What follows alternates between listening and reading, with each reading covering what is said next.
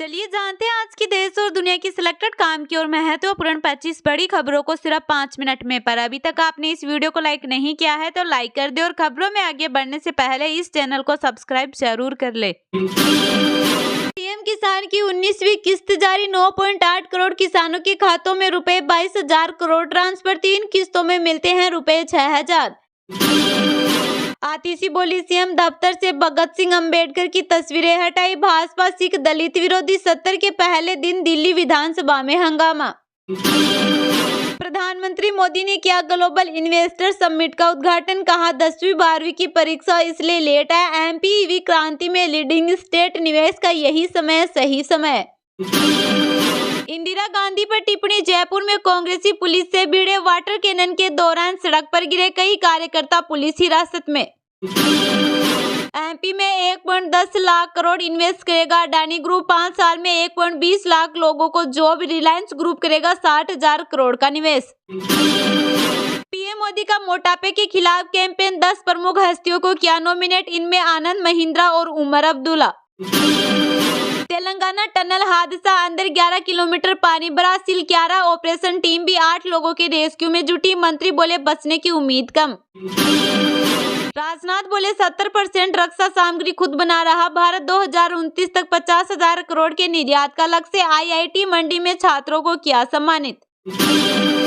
किसानों ने टाला दिल्ली कूच, 25 मार्च तक मोहलत, एमएसपी डेटा वेरिफिकेशन पर अटकी बात, पंदेर बोले जबरन जमीन अधिग्रहण पर करेंगे आंदोलन। राहुल गांधी के खिलाफ मानहानि मामले में सुनवाई टली, सुल्तानपुर की एमपी एमएलए कोर्ट में गवाह से 6 मार्च होगी जिरह, अमित शाह पर टिप्पणी का मामला। यूपी सरकार बोली संभल जामा मस्जिद सरकारी जमीन पर बनी, सुप्रीम कोर्ट से कहा मुस्लिम पक्ष ने गलत फोटो से गुमराह किया। हर किसान को बनवाना ही होगा आईडी कार्ड, बिना इसके नहीं मिलेगी किसान सम्मान निधि, फसल बीमा का फायदा, बैंक से बिना डॉक्यूमेंट ले सकेंगे लोन।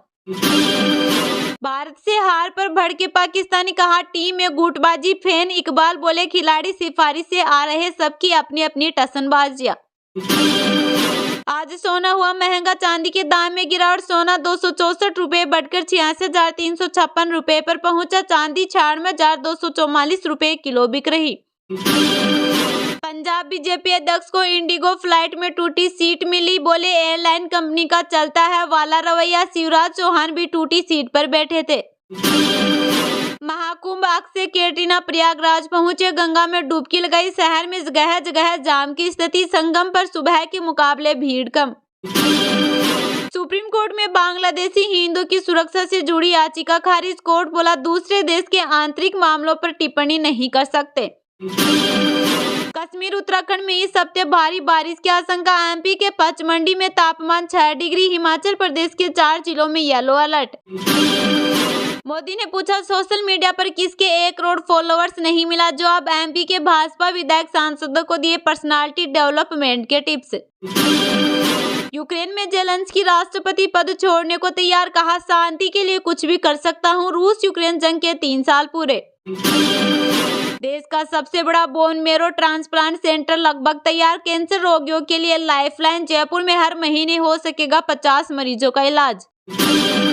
कंगना रनौत ने सानिया मल्होत्रा की मैसेज की आलोचना की, कहा बुजुर्गों को राक्षस दिखाना और घरेलू महिलाओं की तुलना वेतन पाने वालों से करना बंद करे।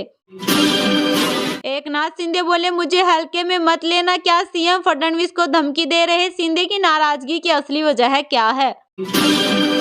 राज्यपाल बोले 24 घंटे खुल सकेगी दुकानें, विधानसभा में कहा छत्तीसगढ़ की सुंदरता ग्लोबल मैप में आई, भूपेश बोले गरीबों को 10,000 नहीं मिले।